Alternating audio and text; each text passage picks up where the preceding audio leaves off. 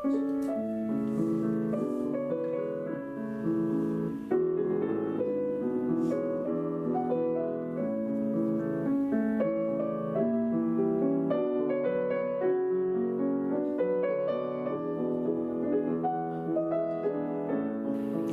my name is Anastasia Sifedinova and welcome back.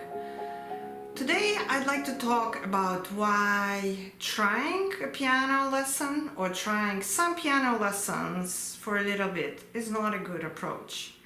Of course, every family, every child is in a unique situation and has unique circumstances. So I'm going to talk more about the rules and what I've experienced rather than case-by-case situation. Imagine you'd like your child to try some art lessons. Ask yourself, is your goal your child to be the next Van Gogh? Same with the piano. You probably don't expect your child to become a professional musician based off nothing. The other question you should ask yourself whether your child has any talent. Sometimes it is very obvious that the child has a musical talent. The second question you should ask yourself is whether you understand that to become successful and to build up on skills, you need time to go back to the piano at home and spend some time. With a young child, it can be very little. It's just a comfortable routine that the child knows that he or she has chance to come back to the piano. And basically, if your schedule is so full, so busy, that you absolutely have no time to go back to the piano, then why even try the lessons? However, if you see the opportunity to come back to the piano, at least on some kind of regular basis, then this is your chance. With piano lessons, the child needs to experience a continuity as with any other lessons. So you can't just based on one lesson say the child is interested.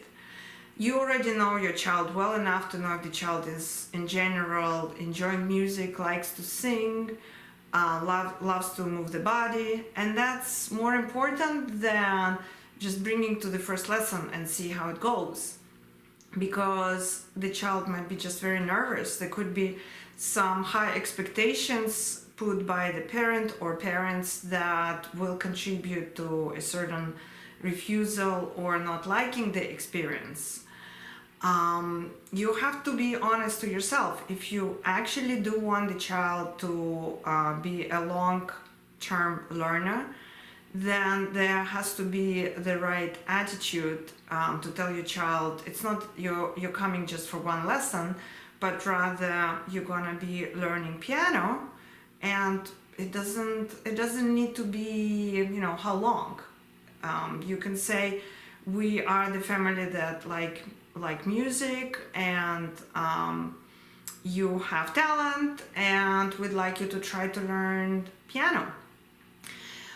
Of course, children are sometimes overloaded with a lot of activities, and thus it is possible that not every practice will go as planned or as hoped, and that's okay. You need to see really the long term of learning within that, and trying to accommodate the schedule and the energy, balancing the energy of your child for every lesson and thus every practice session.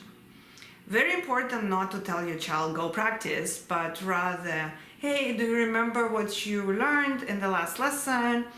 Or do you remember this song? Or can you still clap this rhythm or that? So it's more about just remembering and making the brain and the body experience it over and over again, rather than working on a difficult passage 10 times in a row, right, to make it perfect. That comes later, and the child, based on the personality, has to experience that either in the piano practice at some point much later, or as in any other skill learning process, right? We all know that.